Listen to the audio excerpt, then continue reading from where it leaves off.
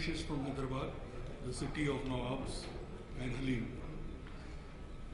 Mr. Jinnah, dignitaries on the dais and my dear friends, indeed we are thankful to the ELETS and the National Commission for Minority Education Institutions for holding this very important event during the World Education Summit 2014.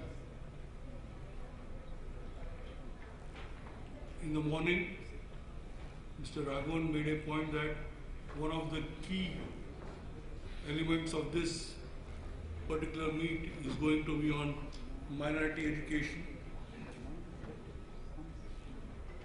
This is a very positive and inclusive effort being made by a national organization. I'm sure this will go a long way in providing the necessary infrastructure and facilities to the underserved and unreserved minority community students, which is the need of the hour.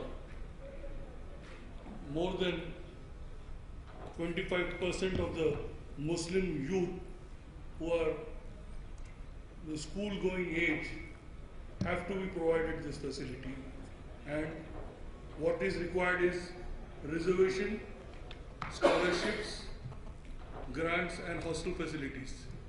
Unless these elements are looked into, I don't think we'll be able to make this dream a reality.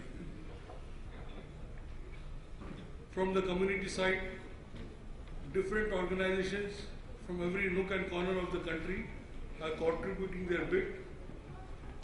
But in addition to the federal government, the state governments also need to be sensitized to provide necessary concessions and facilities to set up not only the infrastructure but also encourage civil society organizations, non-government organizations and different philanthropists to come forward to empower the educational sector.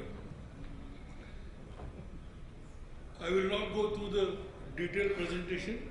You can visit the website of mescoeducation.com for this detailed presentation, as the time is less and many other participants are there. But the gist of my presentation is to request the central government and all the respective state governments.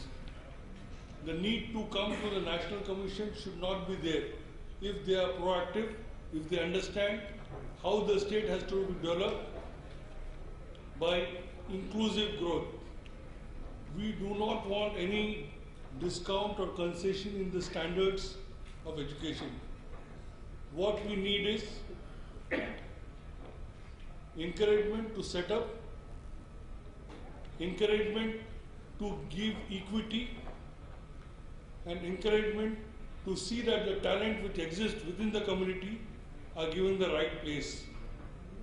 And I'm sure the community leadership and the national statutory bodies which have been set up will provide the necessary assistance. For a community of nearly 250 million, the central government allocates scholarship to only 200,000, which is less than a decimal of a percent. I think these issues need to be corrected. No doubt it's a good beginning, but the progress has to be exponential. Then only we'll be able to meet the targets. It is heartening to note that the National Institute of Open Schooling last 5 years have made very positive steps to bring the Madrasa network into its fore. The whole system of open schooling, I feel, is meant to encourage the Madrasa establishment towards modernization and inclusive education. I request the community leaders and all the different managers of institutions who have come here from different parts of the country to encourage enrollment with the National Institute of Open Schooling. And since last year, the National Skill Development Council has also made very positive steps, but much more need to be done. The community is definitely interested, but 60 years of lackadaisical attitude, 60 years of different type of discrimination, and 60 years of backwardness have made us hopeless. But the time has come when we see a silver lining. With these few words, I once again thank the organizers for making this very positive and mammoth step. Thank you. Assalamu alaikum.